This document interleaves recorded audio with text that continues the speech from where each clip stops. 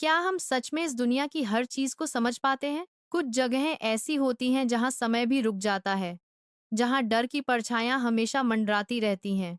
आज की कहानी ऐसी ही एक जगह की, एक तैरता हुआ श्मशान, जो नदी के बीचों बीच तैरता है और जो भी इसके पास जाता है, वो लौटकर कभी नहीं आता। बहुत साल पहले एक नदी थी, कंसावती। वो नदी गांव के बीच से बहती थी। गांव के लोग नदी के बीच में बांस से बना एक तैरता हुआ चबूतरा बनाया करते थे। वहीं वे अपने मृतकों का अंतिम संस्कार करते थे। एक दिन भयंकर तूफान आया। रात के अंधेरे में वो तैरता हुआ श्मशान अचानक नदी में कहीं खो गया। लोगों ने बहुत ढूंढा, लेकिन वो फिर कभी नहीं मिला। धीरे धीरे गांव में एक कहानी फैल गई। श्मशान नदी में नहीं डूबा, बल्कि वो किसी अभिशाप में फंस गया। उसके बाद से हर साल आषाढ़ के महीने में रात के वक्त वही पुराना तैरता हुआ श्मशान अचानक नदी में दिख जाता है। जो भी मछुआरा या नाविक गलती से उसके पास जाता है, वो फिर कभी लौटकर नहीं आता।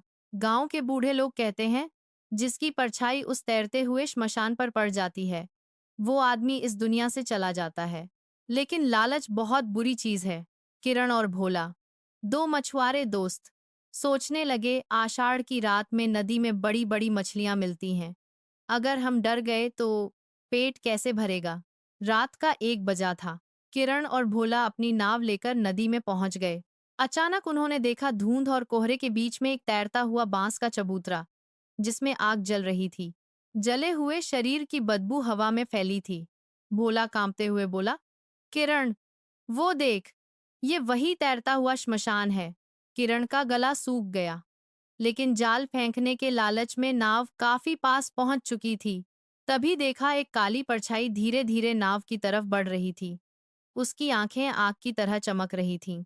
भोला डरते डरते बोला, किरण, वो इंसान नहीं है, वो परछाई है। बूढ़े लोग सही कहते थे, जिसकी परछाई श्मशान पर पड़ती है, वो वापस नहीं आता।